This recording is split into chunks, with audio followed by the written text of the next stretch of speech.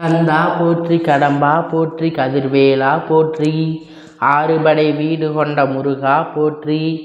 என் தங்கமே, நீ இழந்துவிட்ட சந்தோஷத்தை மீண்டும் உன்னிடத்தில் ஒப்படைக்க உன் அப்பன் வந்திருக்கிறேன் என்று என்னிடத்தில் இதை நீ பெறாமல் சென்றால் மற்றபடி உன் வாழ்க்கையில் நடக்கின்ற எந்த ஒரு விஷயத்திற்கும் நான் பொறுப்பாக மாட்டேன். இழந்துவிட்டேன் என்று என் பிள்ளை நீ வேதனைப்பட்டு கொண்டிருக்கிறாய்.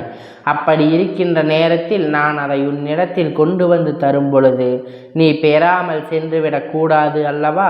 கவனிக்காமல் நின்றுவிடக்கூடாது அல்லவா? அப்பன் நீ இழந்த ஒரு விஷயத்தை உன்னிடத்தில் கொண்டு வர இப்பொழுது முன்வந்திருக்கிறேன். ஏனென்றால் நிச்சயமாக ஏதோ ஒரு உண்மை நீ இப்பொழுது தெரிந்து கொள்ள வேண்டியது இதற்குத்தான் அடங்கியிருக்கிறது. என் தங்கமே, நீ இழந்த விஷயம் என்னவென்பதை பொறுத்து அது உன்னிடத்தில் வந்து சேரும்.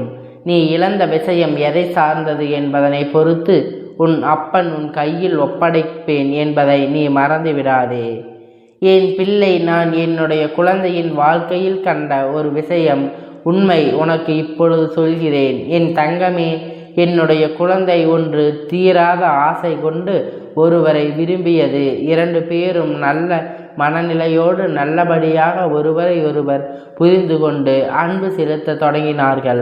ஆரம்பத்தில் உயிருக்கு உயிராக இருந்த இந்த உறவு சில நாட்களிலேயே சற்று பிரிவுகளை சந்தித்தது.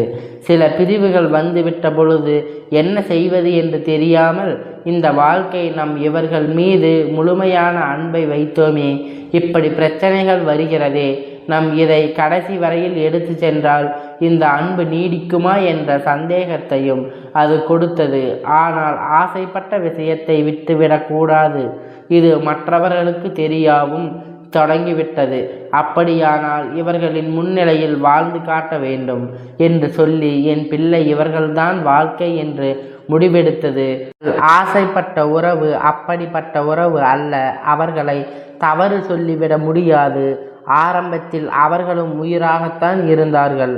ஆனால் மனிதன் மனம்தானே நேரத்திற்கு நேரம் மாறிக்கொண்டுதான் இருக்கும்.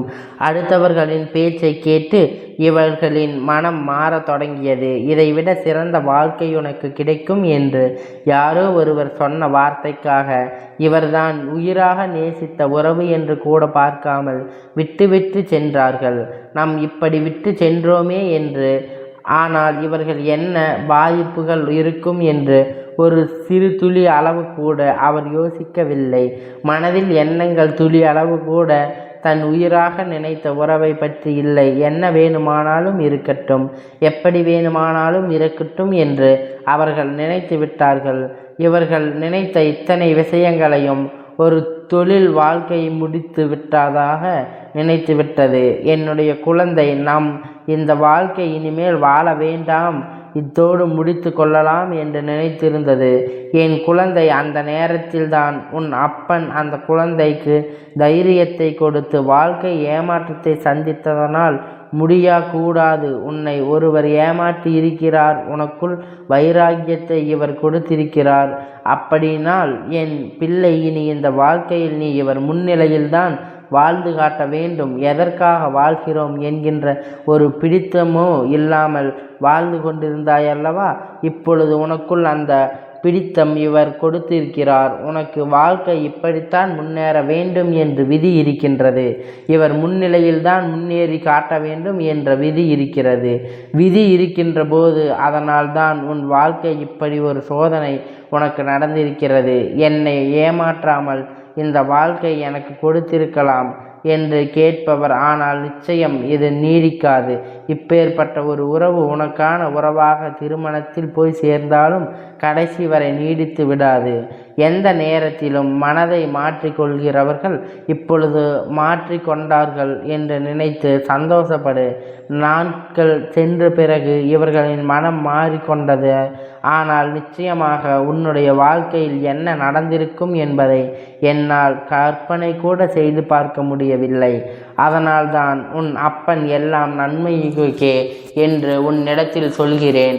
அதனால் நீ என் மேல் கோபப்பட பரவாயில்லை. குழந்தை, நீ காலம் கழித்து இந்த அப்பனின் அன்பை நீ புரிந்து கொள்வாய். எதற்காக உன் அப்பன் எல்லா நன்மைக்கே என்று சொன்னேன் என்பதையும் நீயாகவே உணர்ந்து கொள்வாய். இதற்கு பிறகு அவர்களின் வாழ்க்கை என்ன ஆக மாறும் தெரியுமா? ஏமாற்றங்களும் ஒரு புறம், இந்த குழந்தை ஒரு புறம் வாழ்க்கை அடுத்த கட்டத்தை நோக்கி நகர்த்தி சென்றது. இவர்கள் முன்னிலையில் வாழ வேண்டும் என்கின்ற வெறி வந்து விட்டதல்லவா? ஆனால் அடுத்தது என்ன செய்ய வேண்டும் என்று யோசித்த பொழுது, நல்லதொரு வேலை கவனத்தை வேறு வழியில் திசை திருப்பும் பொழுது இதுவெல்லாம் மறந்துவிடும். அப்படித்தான் இவர்களுக்கு கொஞ்சம் கொஞ்சமாக மறந்த வாழ்க்கையில் நல்லதொரு வேலை என்று செய்ய தொடங்கி அவர்களுடைய தகுதியை வளர்த்து கொள்ள தொடங்கினார்கள். அந்த நேரத்தில் தான் அவர்கள் வாழ்க்கையில் இன்னொரு அறிமுகமான அந்த உறவு இவருக்காக அத்தனை செய்து கொடுத்தது. எதை எதிர்பார்க்காமல் அவர்களின் மீது அன்பு செலுத்தியது. தன் வாழ்க்கை இவர்களோடு இல்லை என்றால் எதுவும் இல்லை என்ற நிலைக்கு அவர்கள் இருந்தார்கள்.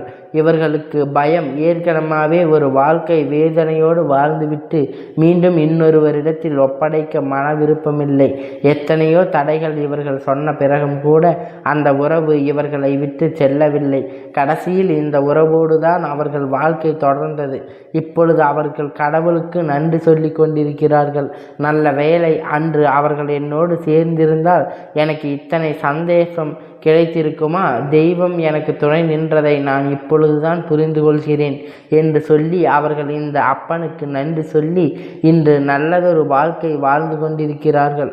அப்பன் எதற்காக இந்த கதையை சொன்னேன் என்பதை என் பிள்ளை புரிந்து கொண்டாயா? என் குழந்தை, உனக்கானது என்று ஒன்று உனக்கே சொந்தமாக இருக்கும் பொழுது நிச்சயம் உன்னை விட்டு வேறெங்கும் சென்று விடாது. உனக்கு இது தேவையில்லாத விஷயம் எனும் பொழுது எந்த காரணத்தை கொண்டும் அது உன்னை நெருங்கி வராது என்பதை என் பிள்ளை நீ புரிந்து கொள். உன்மேல் அன்பு கொண்ட தெய்வ காரணமில்லாமல் எந்த முடிச்சையும் உன் வாழ்க்கையில் போட்டிருக்காது என்பதையும் நீ உணர்ந்தால் இந்த வாழ்க்கையில் நடக்கின்ற அத்தனை விஷயங்களுக்கும் பின்னாலும் இருக்கின்ற உண்மைகள் என்னவென்று தெரிந்து கொண்டு அதை நீ சந்தோஷமாக வாழத் தொடங்குவாய்.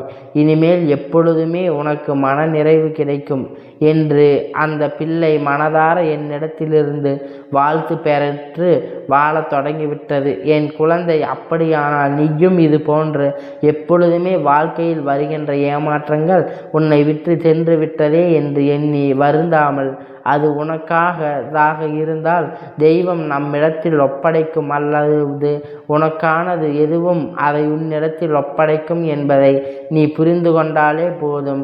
எதிர்பார்க்கக்கூடிய நாட்கள் இனி உன் வாழ்க்கை உன்னிடத்தில் ஒப்படைக்கக்கூடிய அற்புதமான நாட்கள் என்பதை புரிந்து கொண்டு நீ இழந்த விஷயத்தை நிச்சயமாக உனக்கு சொந்தமானதாக இருக்கும் பட்சத்தில் அப்பன் உன்னிடத்தில் ஒப்படைப்பான் என்பதை நீ மறந்து விடாதே.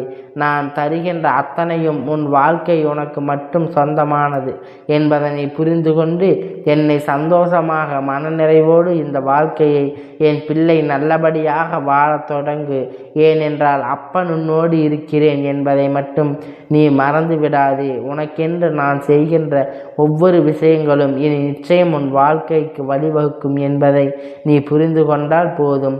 என் அன்பு தங்கமே, இப்படி கந்தன் ஆசீர்வாதங்கள் என்றென்றைக்கும் உனக்கு முழுமையாக கிடைத்து கொண்டே இருக்கும். கந்தா போற்றி, கடம்பா போற்றி, கதிர்வேலா போற்றி, ஆறுபடை வீடு கொண்ட முருகா போற்றி.